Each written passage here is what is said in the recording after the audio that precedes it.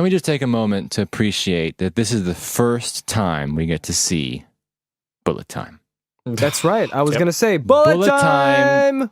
Was Bullet just time. We should a do a song for bullet revolutionary. time. Yeah, we could just make a song about bullet time, you know? There's Bullet time. Oh, bullet time.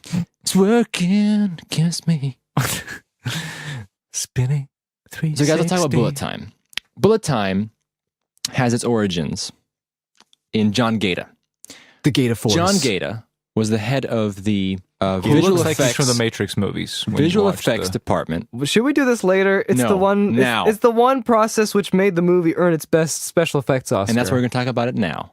Yes. Episode 4. I am unprepared. We're doing it live. That's fine. So Live. John Gaeta. Yes, John Gaeta. Gaeta was the head of the VFX department. Yeah, he's the visual effects supervisor on the film. His company was what?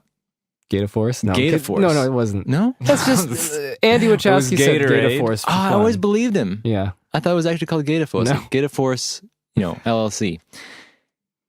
He and his team invented what was a super cool method of shooting what's today known as bullet time.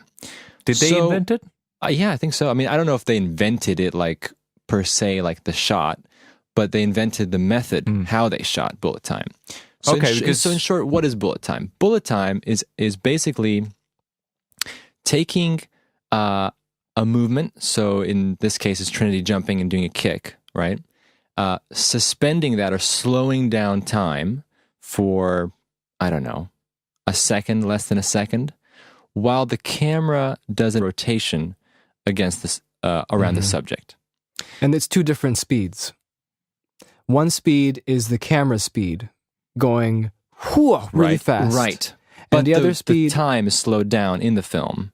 yeah, the So time is basically slowed down for the unrealistic- subject. So it's a slow Unrealistic motion. slow motion that could only be done by a robot or something like Right. that to get that sort of so the speed. film is in slow motion for a moment while the camera is actually in real time spinning around And very fast. and very fast. Now, what's interesting about bullet time is that, first of all, the effect is just super cool.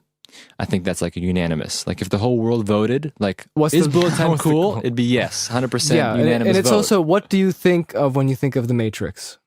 Yes, Bullet most people time. think of I think bullet most time people think of glasses. Neo going, Yeah, yeah. Yes.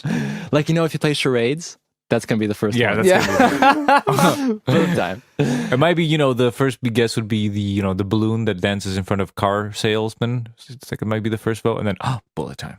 Exactly. So what's great about bullet time is how they achieve this effect.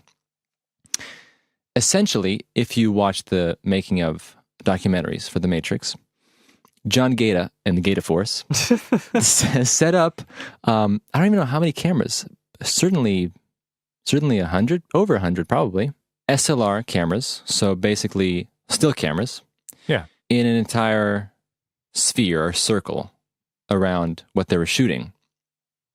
And what they did is they timed it in a way where sequentially each camera would take what would be a frame in the movie and would go and make an Yes. entire rotation. So in the end, what you're actually doing is you're shooting film just in a very unconventional But it's setup. true that the And you'd capture that super, moment. Yeah, super but they're- quick stop motion. Yeah. they're actually doing photography on two different speeds because it's actual real time how it's taking the photo. That's what I'm saying. It's going all Yeah. around because you have to capture the motion. And it was on a green screen too, and right. Oh, that's true. It was on a green screen. then they had to use digital morphing effects to put them all together. Oh, no, put all I the didn't know that. photos Because together. To because blend you the have the frames? cameras Yeah. all around. You have to get rid of them because otherwise it's a 360. If you move that to the other but side, you have but Phil's cameras. saying you have to blend. to make it smoother, the to make the frames motion to smoother. make it Did look you, nicer. If you look at some of the Yeah, yeah, footage yeah. on the behind the scenes, you can see the raw takes of, Yep. of all the photos. It's not. Yeah, it's pretty stop motiony. But this is what I love about Bullet Time because when you compare it to the second and third films, I have to say I was very disappointed watching the Bullet Time effects in those films because they went full We're not digital. going to cover the second and third But ones. by the did way. they No, no, I'm have? just Did they use mentioning the it for same context. technique or no? No, Or no, was no. it? This was why I was very disappointed. I remember watching the movie in theaters.